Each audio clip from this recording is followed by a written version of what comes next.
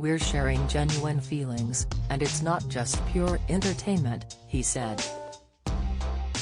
Now a campaigner for better diagnosis of sepsis, the actor, 60, believes that treatment for the infection in the NHS is a postcode lottery.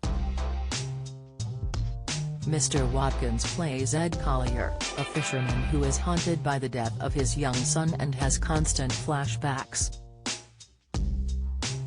He said, "Ed is someone who you're not quite sure about and is struggling.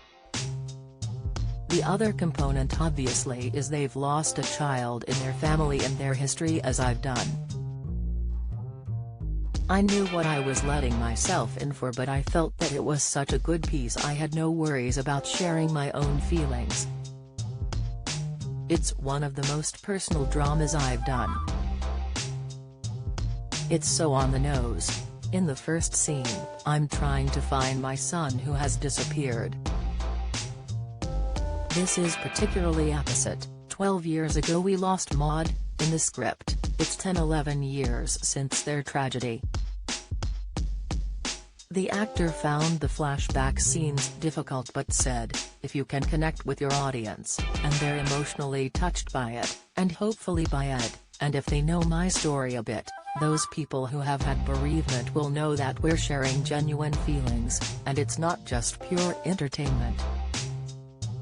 Men, he reveals, are particularly affected by bereavement. He said, "Often men will reveal, I've got to cope and I mustn't let it affect me. But of course it does. And it actually chips away and families find things difficult." Meanwhile, Mr. Watkins says it's frustrating for him that sepsis diagnosis procedures are not common across the whole of the NHS despite he and his wife Clara campaigning since Maud's death on New Year's Day 2011.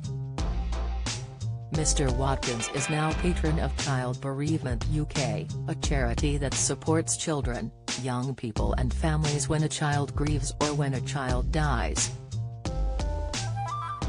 Prince William is the royal patron whom he has met several times. Asked if diagnosis across the NHS was now a postcode lottery, he replied, "Yes, it is. And this has been flagged up many times, including by a journalist who did a documentary about his father who died in Stoke of sepsis, and there was an element of a postcode lottery." Elsewhere, some trusts, from either initiatives instigated by the trust itself, or by individual nurses or practitioners, have sepsis procedures in place. At Leeds Royal Infirmary, where I visited 3 or 4 years ago, they had a whole pathway and all sorts of wonderful stuff, but this is not standard across the whole NHS. Watkins is creating a documentary for ITV later this year, about sepsis and child bereavement, reflecting on his own tragedy. He said, "It's time to share a bit because it will help other people, letting people know they're not alone or that other people suffer and it's okay, you know. You can get through." We talk in the documentary about King's Hospital, which has this thing called a SIM, which is a robot into which you can program symptoms, and then, nurses, trainee nurses and consultants can go and work out what's wrong with the child. So you know, that exists, but that's not available to all the staff at the hospital and certainly not available across the whole of the NHS, so it's frustrating. The Catch, Channel 5, WED, 9 p.m. www.childbereavementuke.org